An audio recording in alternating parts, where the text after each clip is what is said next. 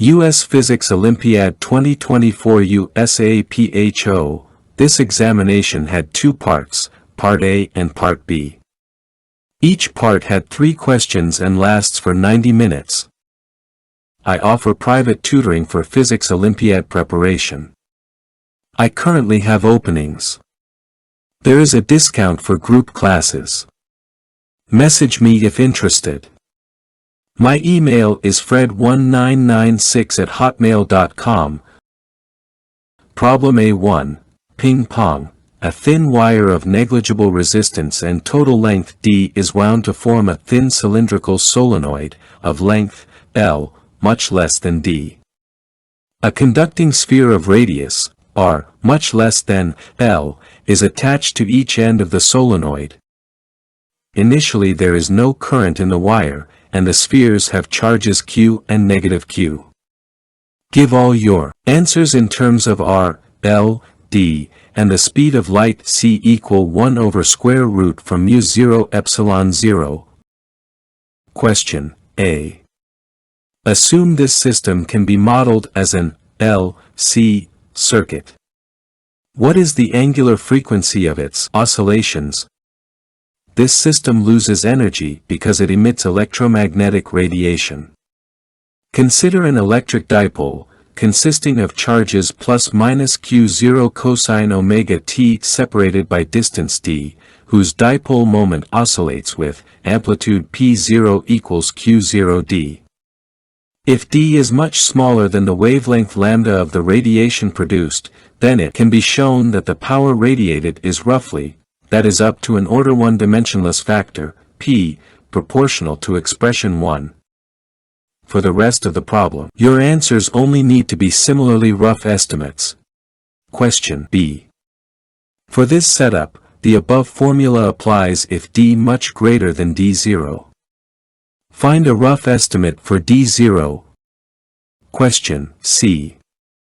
Assuming d much greater than d0, estimate the number of oscillations that occurs until half the energy is lost.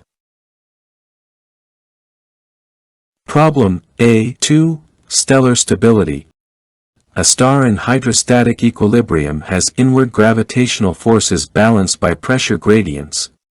Though the material in a star is not simply an ideal gas, in many cases its pressure, P, and density ρ, are simply related by P equals k rho gamma, for constants k and gamma. Throughout this problem, assume the star is spherically symmetric, its mass is conserved, and relativistic effects can be neglected. Question A. A thin shell of the star at radius r0 has density ρ0 and thickness delta r, and experiences an inward, gravitational field of magnitude g0. Part 1. What is the pressure difference delta P0 across the shell in equilibrium? Part 2. Suppose the entire star expands uniformly by a factor 1 plus x, so that the shell now has radius, r equals r0 by 1 plus x. In terms of delta P0, x, and gamma, what is the new pressure difference across it? Part 3. By considering the forces on the shell, write an expression for second derivative of r with respect to t valid when x is small, in terms of g0, gamma, and x. For what values of gamma will the star be stable? Next, we consider some simple models of stars, where gamma can be computed. Question B. In a giant star, the pressure is P equals P gas plus P rad, where P gas is due to the gas, which obeys the ideal gas law, and P rad proportional to T power 4 is due to blackbody radiation. In the star's radiation zone, P rad is much larger than P gas, but the two have a constant ratio. In this case, what is the value of gamma? Question C. A white dwarf is composed of electrons and nuclei.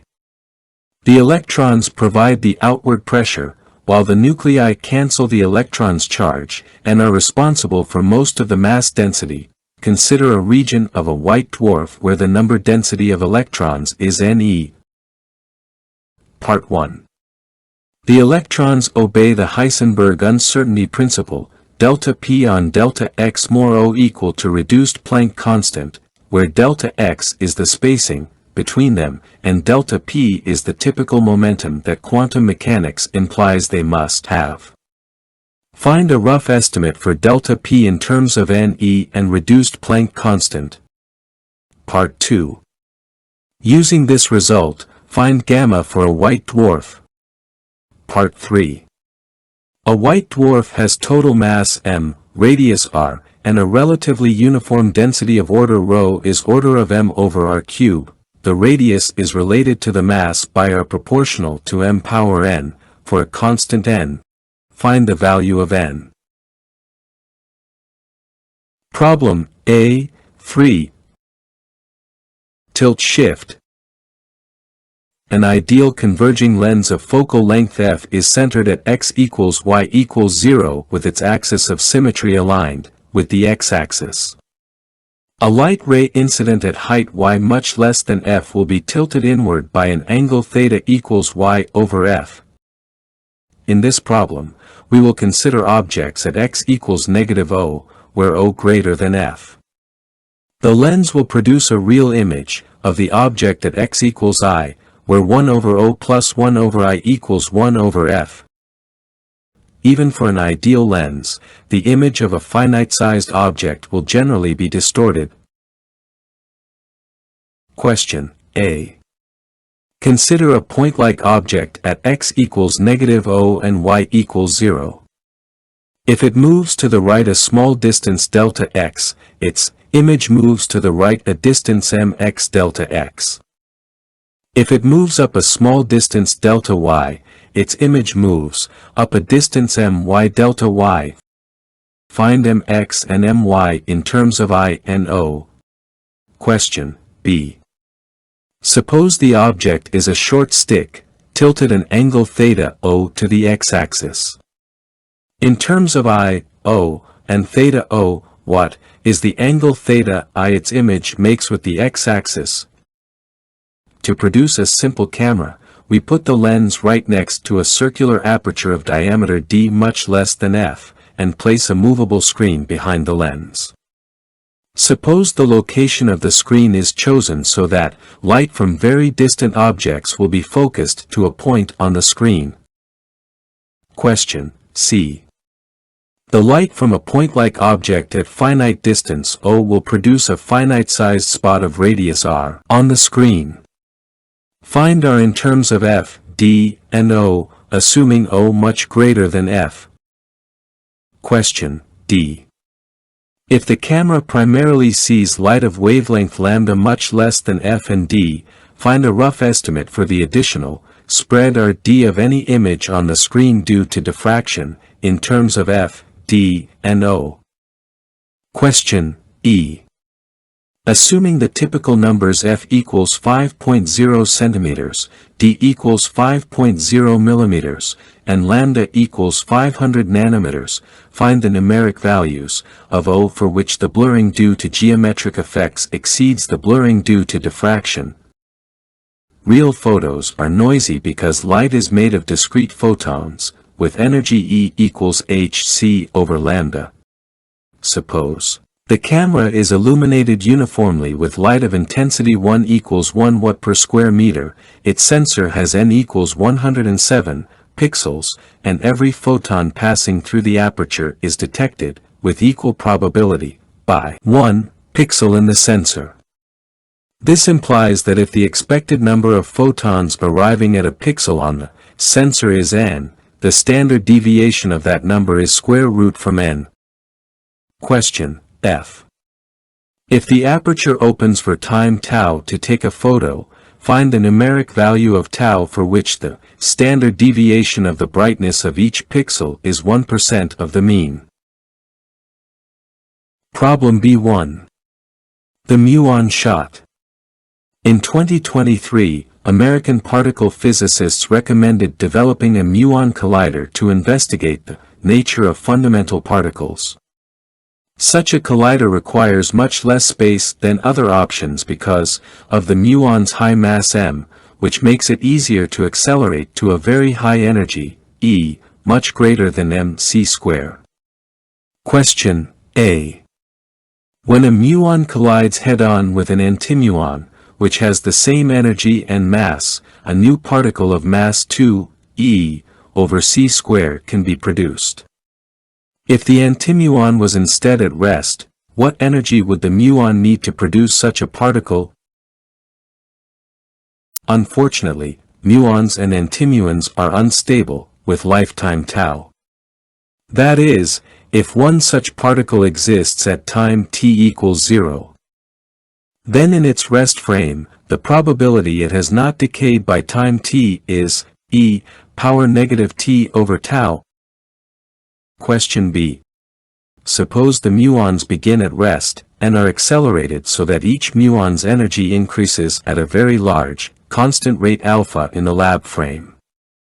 Find the fraction f of muons that have decayed by the time each muon has energy, E, assuming f is small. The collider produces a bunch of muons with energy, E, uniformly distributed in a thin disk of radius r equals 10 power negative 6 meters. It also simultaneously produces a similar antibunch of antimuons. For simplicity, model each muon and antimuon as a sphere of radius r equals 10 power negative 21 meters, and suppose a muon-antimuon collision occurs whenever two such spheres touch. Question C. Initially, the bunch and antibunch each contain n equals 10 power 14 particles. If they immediately collide head-on, what is the average number of muon-antimuon collisions, to one significant figure? Question D. The bunch travels clockwise along a ring of circumference, L, equals 10 kilometers, while the antibunch travels, along the same path in the opposite direction. Assume all particles maintain a constant energy, E, equals 10 power 5 mc², and that the muon lifetime is tau equals 2.2 by 10 power negative 6 seconds. To one significant figure, what is the average number of muon-antimuon collisions that occur before all of the particles decay? Problem B2. Solid heat. In classical thermodynamics, a solid containing n atoms has a heat capacity Cv equals 3n kb, Boltzmann constant. The two parts of this question are independent. In both parts, we assume the solid has constant volume. Question A. In a simple quantum model of a solid, the energy is E equals h omega m, where m is the number of quanta and omega is a constant. Einstein showed that the entropy of such a solid is expression 1 up to a constant. According to the first law of thermodynamics, dE equals T ds for this system. Part 1. Find an expression for m in terms of n and the quantity alpha equals h omega over kBt. Part 2. We want to see how quantum effects modify the familiar classical result in the limit alpha much less than 1, where the quantum corrections are small. Write an approximate expression for m, including terms of order alpha but neglecting terms of order alpha square or higher. Part 3. The heat capacity, with its leading quantum correction, is Cv approximately equal 3n kb multiplied by 1 plus b a power n for some constants b and n. Find the values of b and n. Question B. A vertical cylinder is filled with a monatomic ideal gas, and capped by a movable piston. The temperature is high enough for the piston to be modeled as a classical solid. The gas and piston contain the same number of atoms, but the mass of the gas is negligible compared to that of the piston. Assume the entire cylinder is in vacuum, and that the gas and piston do not transfer heat to their environment, but always remain in thermal equilibrium with each other. Part 1. When the piston is in mechanical equilibrium, the column of gas has height h and pressure, P equals P0. At this point, find dP over dH in terms of P0 and h. Part 2. If the piston is given a small vertical impulse, what is the angular frequency of its subsequent oscillations? Give your answer solely in terms of h and the gravitational acceleration g. Problem B3. Quality quest. The quality factor is a dimensionless number which quantifies how efficiently a system stores energy, and how strongly it responds on resonance. For a circuit consisting of a capacitor C, an inductor L, and a small resistance R in series, the resonant frequency is approximately ω0 equals 1 over square root from LC, and the quality factor, assumed to be large throughout this problem, is Q equals 1 over R multiplied by square root from L over C. In this problem, we explore several ways to measure Q. Uncertainty analysis is not required. Question A. Alice measures Q by seeing how oscillations in the circuit damp over time. Suppose that initially the charge on the capacitor is Q and the current is 0. The next time the current is 0, the charge is negative Q multiplied by 1 minus delta. Find an approximate expression for delta, in terms of ω0 and Q. Question B.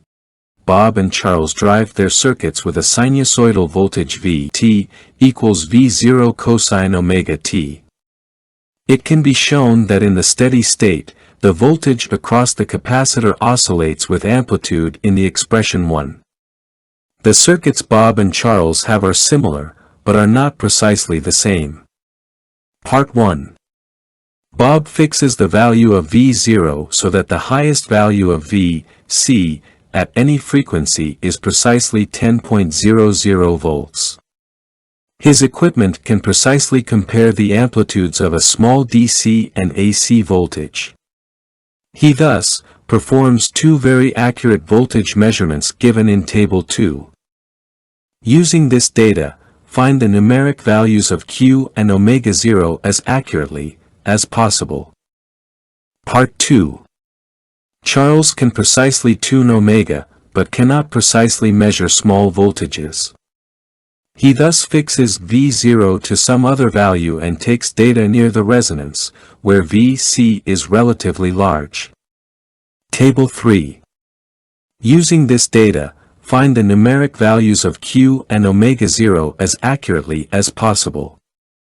Hint: you may use the graph paper in the answer sheets, but full credit is attainable without graphing. To find Q, you should first find ω0, then simplify the equation above using omega approximately equal ω0. Question C.